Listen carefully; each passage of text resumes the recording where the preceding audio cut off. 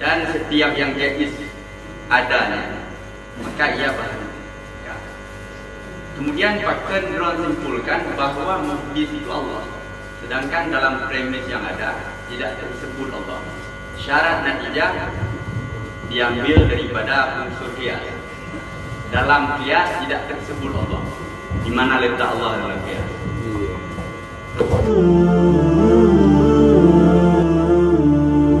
Alhamdulillah, Allahumma salli ala sayyidina Muhammadin wa ala alihi wa sahbihi ajma'in. Faqala al-musannif wa syarih rahimahullah ta'ala wa nafa'ana bi'ulumihi wa bi barakatihi fid darin amin ya rabbal alamin. الصفات الثالثة الواجبة له تعالى البقاء ومعناه عدم الآخرية للوجود. فمعنى كون الله تعالى باقيا أنه لا آخر لوجوده. والدليل على بقائه تعالى أنه لو جاز أن يلحقه العدم لكان حادثا فيفتقر إلى محدث ويلزم الدور أو التسلسل. وقد تقدم تعريف كل واحد منهما في دليل القدم، وتوضيحه أن الشيء الذي يجوز عليه العدم ينتفي عنه القدم، لأن كل من لحقه لعدم يكون وجوده جائزا، وكل جائز الوجود يكون حادثا، وكل حادث يفتقر إلى محدث، وهو تعالى ثبت له القدم بالدليل المتقدم.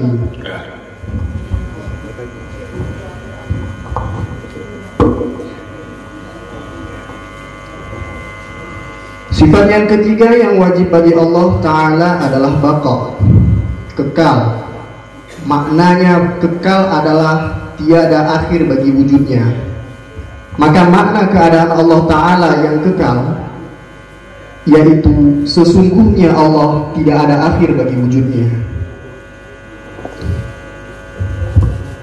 Dalil ke atas baqanya Allah Ta'ala adalah sesungguhnya jikalau boleh bahwa Adam berhubungan dengannya, sungguhlah ia itu hadis, maka ia berhajat kepada muhdis.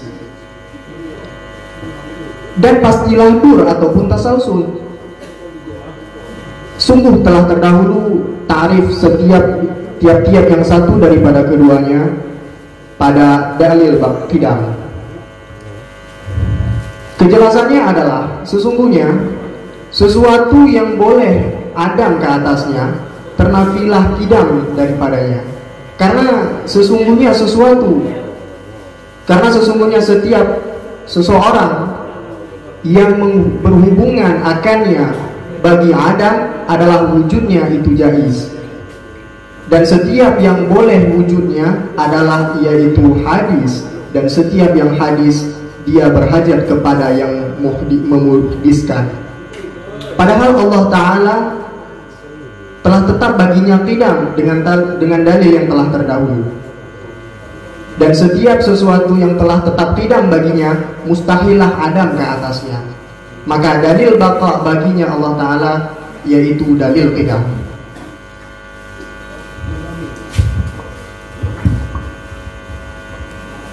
Sifat yang harus bagi Allah Ta'ala selanjutnya, artinya tidak boleh tidak bagi zat Allah Ta'ala, yaitu baqa.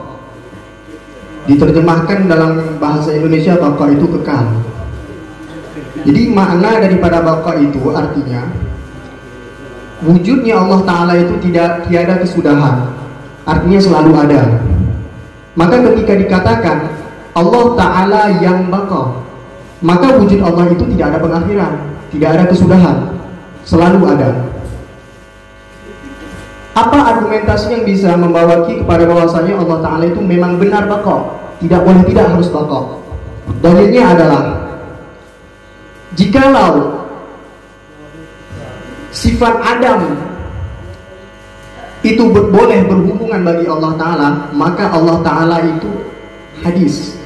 Artinya begini, Adam itu dikaitkan dengan sesuatu yang jaiz wujudnya, sedangkan Allah Ta'ala wajib. Jadi ketika Adam tersebut dihubungkan kepada sesuatu yang jais wujudnya, maka Allah Ta'ala tersebut kalau dihubungkan sifat Adam, yang mana Adam tersebut dihubungkan kepada jais, maka Allah Ta'ala itu hadis. Ketika Allah Ta'ala itu hadis, artinya baharu, adanya itu setelah tiada, pastilah Allah Ta'ala itu berhajat kepada yang membaharukan, kepada yang mengadakan, kepada yang mewujudkan. Di ketika itu pasti dur dan ataupun tasalsul, artinya berputar-putar. Allah Ta'ala berhajat kepada yang membaharukan. Yang membaharukan Allah Ta'ala berhajat lagi kepada Allah Ta'ala. Dur, itu mustahil. Ataupun tasalsul, berantai-rantai, tiada kesudahan. Allah Ta'ala berhajat kepada muhdis. Muhdis Allah Ta'ala berhajat lagi kepada muhdis yang lain. Itu tasalsul. Jadi kedua perkara tersebut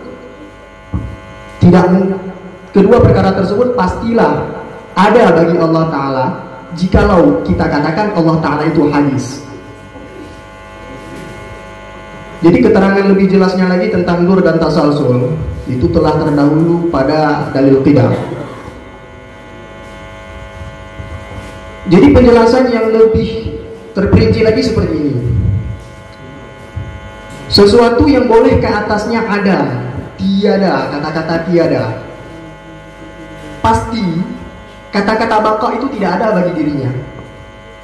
Sesuatu yang bisa kita hubungkan kata-kata tiada, maka baqa itu pasti tidak ada pada dirinya.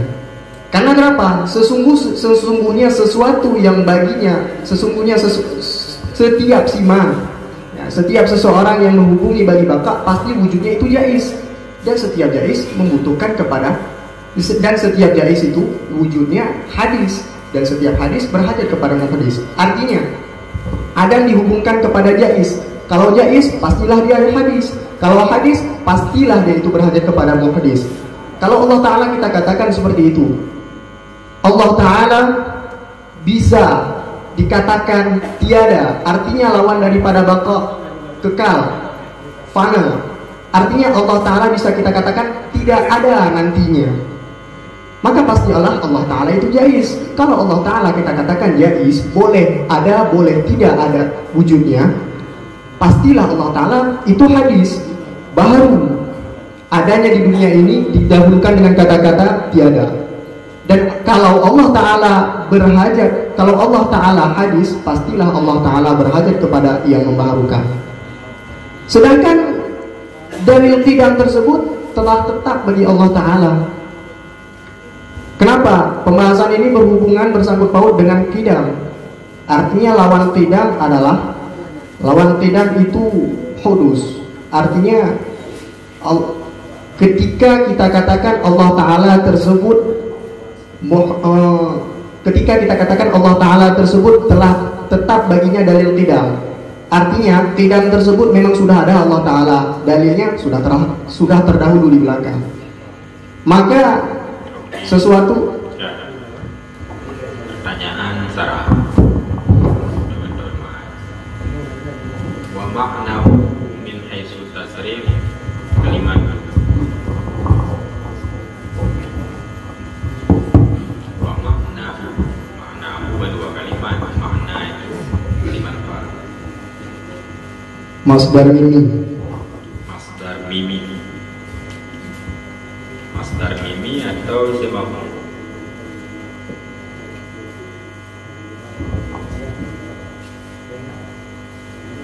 Pada satu kali boleh kita katakan masdar mimi, pada kali yang lain boleh juga kita katakan isim maf'ul. Pada kali yang boleh kita katakan sebagai isim maf'ul, coba yang Allah dari lafaz madinya.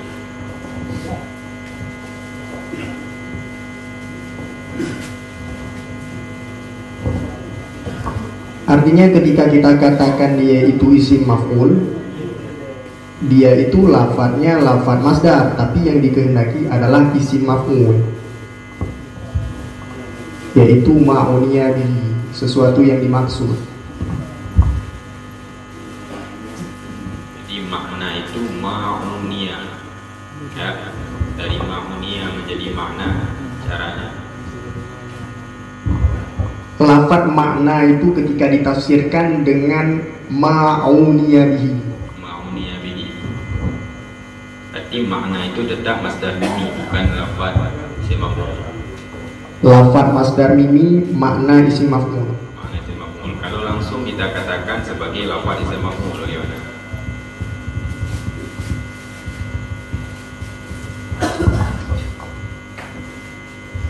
Tidak sah. Tidak sah. Kalau tidak sah, lalu isim maf'ul daripada makna itu apa?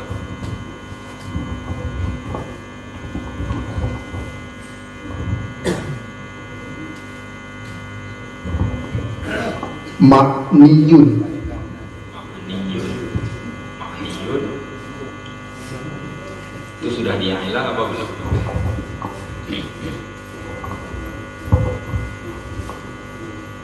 Sudah di'ilah, langsung makniyun. Pernah kita jumpai kalimat makniyun? tidak pernah. Tidak pernah. Kalau tidak pernah, bagaimana juga ada kalimat isim maf'ul yang sudah di'ilah makniyun? Artinya dalam periwaratan kitab memang tidak pernah didapati. Tidak pernah didapati. Alasan tidak pernah didapati. Ya karena musannif tidak membuatnya.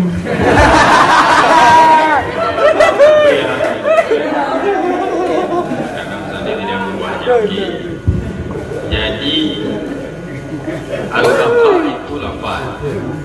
Lafaz itu kalau kita tinjau, dia itu memberi makna, maka dia ada makna. Dari sisi yang lain, lafaz itu ada maf'ul. Dari sisi yang lain, lafaz itu ada madlul. Di antara ketiga-tiga istilah tersebut, antara makna, madlul, dan maf'ul, apakah sama? Tidak. Tidak. Bidati atau bi'atibari? Bi'tibar. Bi'atibar. Coba i'tibar.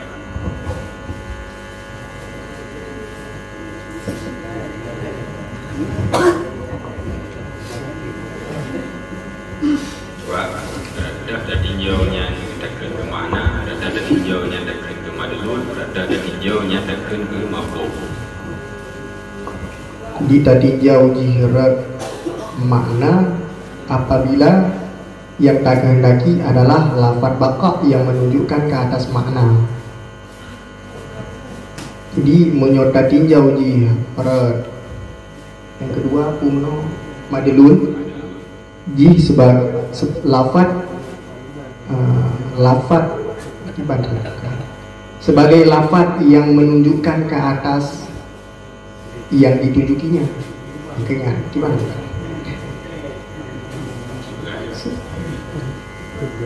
Menyota tinjau jih menunjukkan makna menunjukkan madlul, berarti jih sebagai dal, lafaz yang dal yang menunjukkan. Yang kita permasalahkan bukan dalnya tapi madlulnya. Rada tinjau ni dah mulai madlul. Pada lafaz baqa ketika dilafazkan.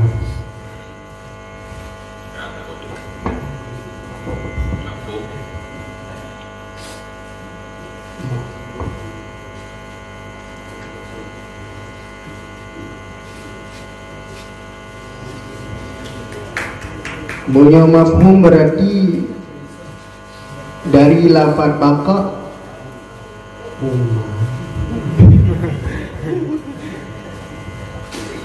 yang pas juga ini. Kabur untuk musamma, nah dari isim kena musamma. Yang hebat. Isim dengan musamma. Isimnya sifatnya, punya musammanya zatnya. Musammanya sada ke mana? Sada ke maf'ul, sada ke madlul.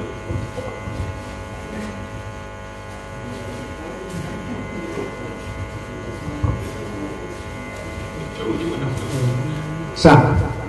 Okey. Jadi meno kabur dengan lanjut dari keberadaan lain. No dekat levelnya ke bi'atibari. Amrun i'tibarinya na dalam tauhid na ikhtira'i na intizai. Cipta makna ayat dari makna ikhtira'i wal intizai. Ya doa boleh. Kayak aku pedimtul.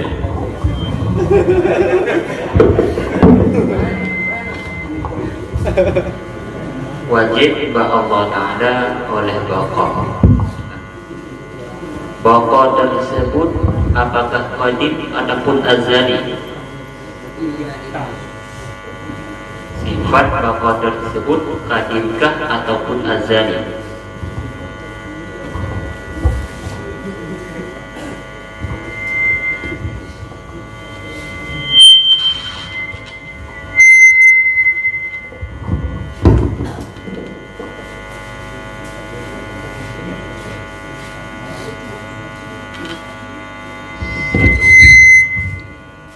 Azali bagi pendapat Siman yang mengatakan dia di antara azali dengan qadim itu berbeda, dan bisa kita katakan dua-duanya bagi ulama yang mengatakan makna azali dan qadim itu sama. Atas yang membedakan, empat beda berarti azali dan qadim. Menyo azali berarti mala awalalah, sesuatu yang tidak ada awal baginya. Menyo azali berarti asyik alladzi la awalalah. Maka ketika berpegang syi'ina mencakupi zat Allah Ta'ala dan sifat-sifat Allah Ta'ala. Ketika pegang mala awalalah, yang dimaksud cuma zat Allah Ta'ala saja. Beda pengibaratan ma dengan syekh.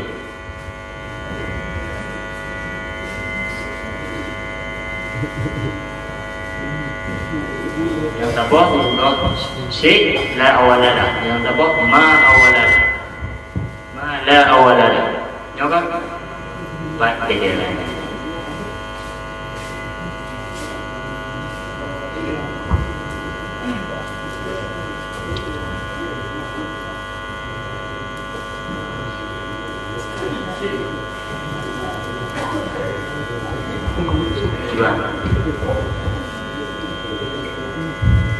Jadi menyosiknya menunjukkan ke atas umum je, tapi menyoma yang cuma katizahnya yang ada di saja.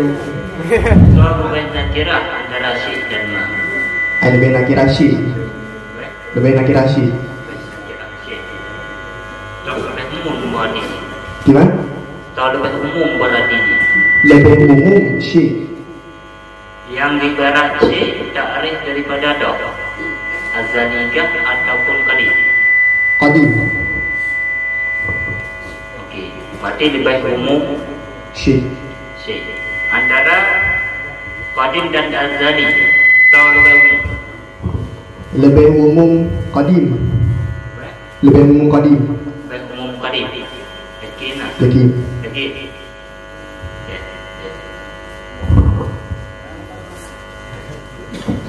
Yang Mishkal surah. Jadi jumlah argumentasi, jumlah premis yang disusun tidak. Wa kullu hadis yaftakiru ilal muhdis. Kemudian dilekatnya nak kata-kata li'anna kulla man lahaqahul ilm li'almi yakunu wujuduhu jaizan. Dan setiap yang jaiz adanya maka ia bahan. Ya. Kemudian pakar orang simpulkan bahawa muhdis itu Allah. Sedangkan dalam premis yang ada tidak tersebut Allah. Syarat natijah diambil daripada unsur qiyas. Dalam qiyas tidak tersebut Allah. Di mana letak Allah dalam qiyas?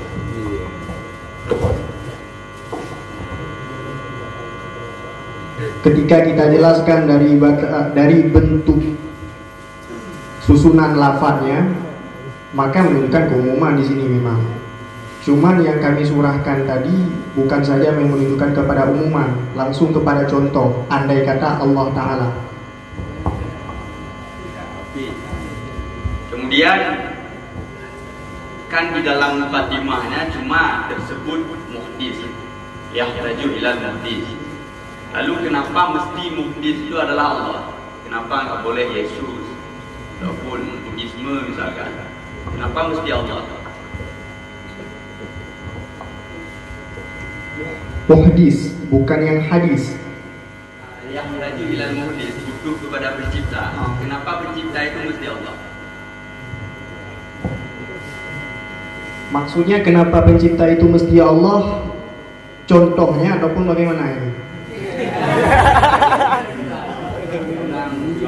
Ulangi sekali boleh. Si kena ngono bukan. Al-alam mutaghayyir. Misalkan nyaman mentengah jalur dalam konteks yang al-alam mutaghayyir wa kullu mutaghayyir hadis. Wa kullu hadis yahtaju ila muhdits. Bayan tujuh wa kullu hadis yahtaju ila muhdits. Kan begitu natijah yang seharusnya. Jadi natijah harus berasal dari qiyas. Kenapa mesti disimpulkan bahwa muhdits itu Allah? Kan dalam qiyasnya muhdits itu bukan Allah. Ya, muhdits saja. Kenapa mesti Allah?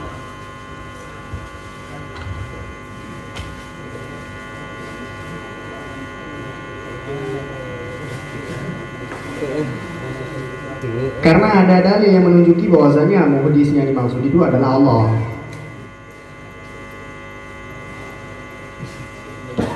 Dalilnya mana?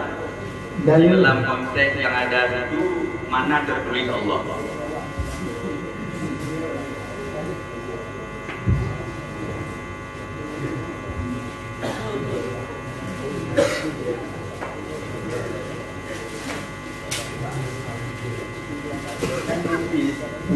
Muhdits itu kan umum kan? Ya. Boleh kita bilang secara perkataan muhdits itu adalah Yesus surga. Walaupun pada dasarnya kita meyakini Allah adalah pencipta alam jagat raya kan gitu. Namun kenapa mesti muhdits itu Allah? Ada itu bukan menurutnya tapi contoh. Jikalau Allah Ta'ala ini adalah hadis, maka Allah Ta'ala berhajat kepada muhdits. Akan tetapi Allah Ta'ala bukan hadis, maka Allah Ta'ala muhdits. Nah, Yang golong berwakil negara. Jadi pertanyaannya lagi yang mana? Ulang dikatakan, bahkan natijahi muhdits, bahkan Allah. karena dalam konteks premis jinan yang disebutkan muhdits. Coba sebutkan bait yang menyatakan bahwa natijah itu harus berasal dari maddah qiyas.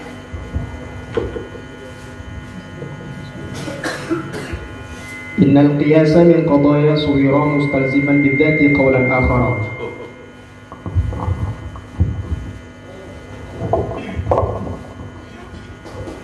Assalamualaikum warahmatullahi wabarakatuh. Waalaikumsalam warahmatullahi wabarakatuh.